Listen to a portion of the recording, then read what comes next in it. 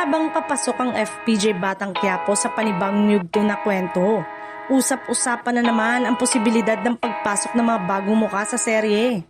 Matapos ang pamamaalam ng ilang karakter at ang pag-usad ng mas masalimuot na istorya.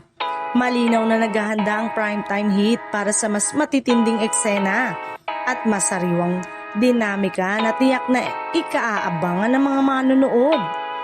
Marami sa mga fans ang nagpahayag ng kanilang mga nais na artistang mapasama sa serye.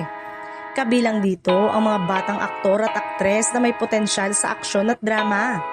Mga artistang kayang makipagsabayan sa bigat ng mga eksenang tinatalakay sa Batang Quiapo.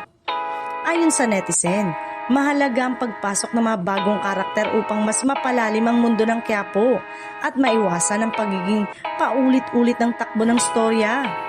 Bukod sa mga bagong mukha, marami rin ang umaasang makakita ng kilala at veteranong artista na maaaring gumanap bilang bagong kalaban, aliado o makapangyarihang personalidad sa serye.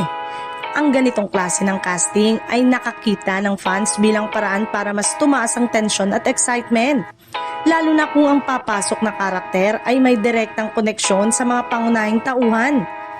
Hindi rin makikakaila na mahalaga ang chemistry at bigat ng pagganap sa isang seryeng tulad nito dahil dito, mas gusto ng viewers ang mga artistang subok na sa drama at aksyon, ngunit bukas din sila sa pagbibigay ng pagkakataon sa mga bagong artist na maaaring maging susunod na breakout stars ng telebisyon. Sa huli, nananatiling palaisipan kung sino-sino nga ba ang opisyal na papasok sa Batang Quiapo sa mga susunod na linggo.